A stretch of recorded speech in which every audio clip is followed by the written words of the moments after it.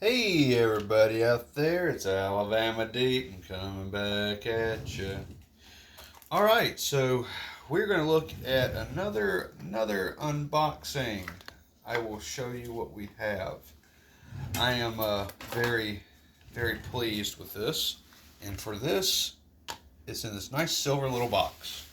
Now, before I go opening this box up and getting my hands all over it, we are putting on cots because this is um, I'm going to say new old stock. Now I paid a lot of money for this. It was like $150, which is nothing, I know, compared to what these dials really cost. I think the dial is worth $700, $800 alone. Elsewhere, the type of watch, the Tudor Sussex, I've seen those $4,000 to $5,000. That's pretty high for a watch from 1945. So yeah, we want to be very careful with what we have here, and I'm not going to tarnish this at all. So I'm going to go ahead and open it up, and we're going to show you what we have. Open it up backwards. Here we have the dial right here. I'll show you those in a minute.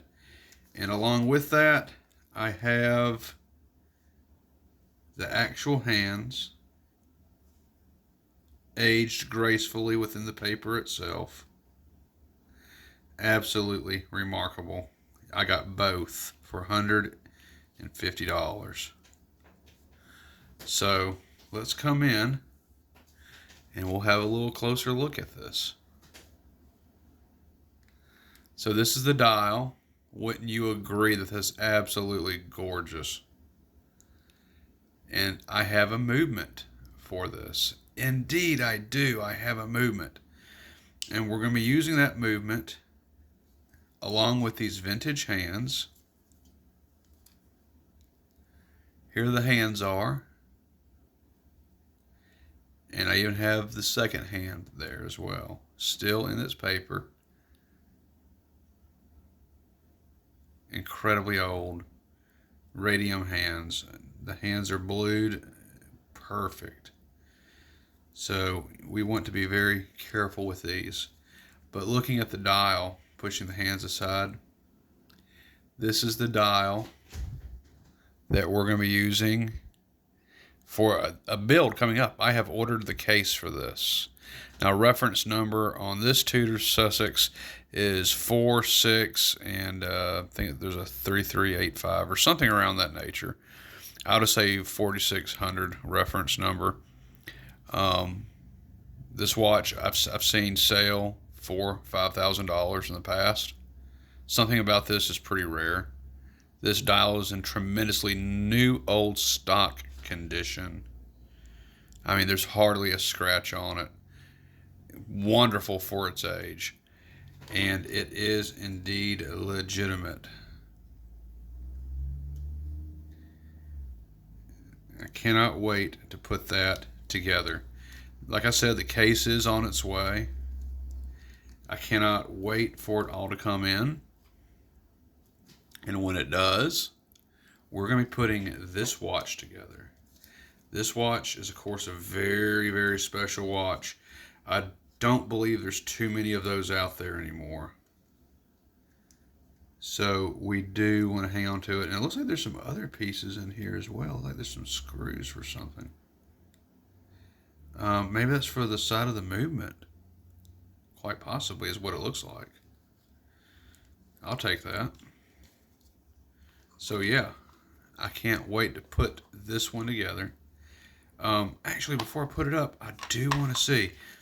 He says it's a 28 to 29 millimeter. I want to see if that holds true using this case here. Yes, sir. That's a 29 millimeter. So that's going to work for the case that I have ordered. The case that I have ordered, Oyster case, will hold this dial movement and hands perfectly fine. It is a vintage movement, a vintage case, and when it comes in, we were going to put it all together. Now, I'm going to be honest that the reference number is not going to match up.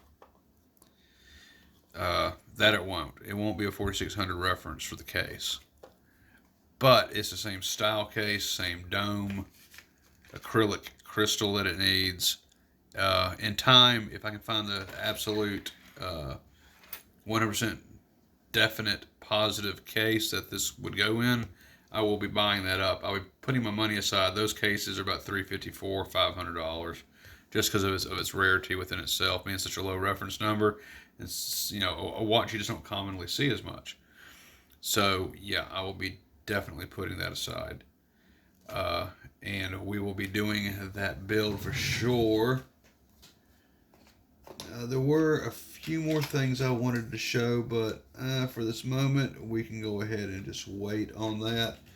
I had some other Tudor bits and pieces that I wanted to introduce to you, but we can just wait on that for right now. So that's perfectly fine. I don't mind waiting a little bit. I'm sitting over here just playing with my one of my builds right now, and just toying with it. I think it's always good just to get a movement going for a little bit. I don't want one just sitting here just on the counter not doing anything. I do want it to run. And this one, it does look like it's a little bit stuck because it has been sitting. I haven't been doing much with this at all. And some of these watch movements, being as they are, they just need a good little tap on the shoulder. So, give it a good tap. Oh, there it goes.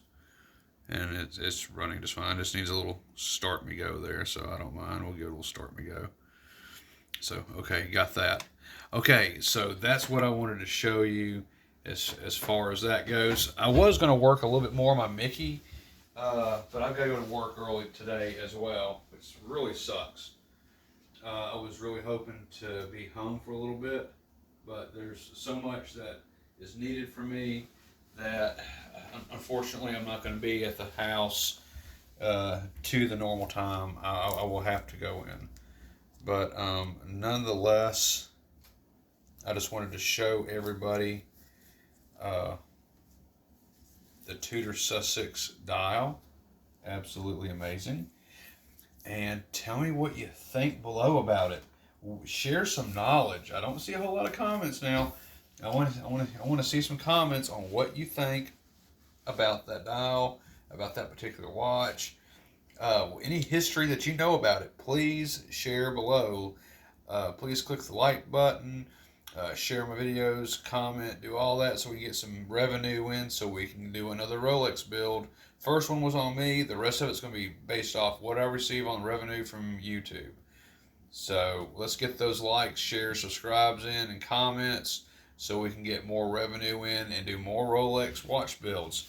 I really cannot wait until we get that done. For sure. And before I go, the shattered Rolex, or I'm sorry, the fractured Rolex, I'm going to do a little bit of tweaking on this because I would like to wear this more often and just have it sitting as a display piece. So I will be doing a little bit more with this particular watch ahead to come. Whether I do that on camera, off camera, we don't know yet. But nonetheless, I will catch y'all on my next video. And once again, tell me what you think about the Tudor Sussex 4600 reference number. Absolutely amazing. Cannot believe I got it for that price. Having the movement already that fits that dial, even more amazing. And I do have a Rolex Oyster case coming in that will fit it. Absolutely astonishing. I cannot wait to do that build. Oh, it's going to be so wonderful. So I will catch you guys and gals on the next video. And so many things coming ahead, so many things. I do have a Rolex clone coming in. I'll tell you more about the clone after it arrives Its price is astonishing. And I'm going to do a video on clones because I think there's a lot I've learned about clones from VR to VSF that's going to be very helpful for everybody out there to know about those. The different makers of it, parts, things like that, things that can really help people out there understand a lot more. And I was once for VSF because all the parts will interchange with the real. That's been my fan base on that. However, when we start getting to the newer 32, 35 VSFs, we have a little problem, Houston, and that is trying to find parts for them and trying to find movements themselves for the GMTs. But we're going to do a video on that coming up this week, probably on Tuesday when I'm off. So look forward to that, and whenever I can, I'll post some new videos. I'll catch you on the next one. Bye bye.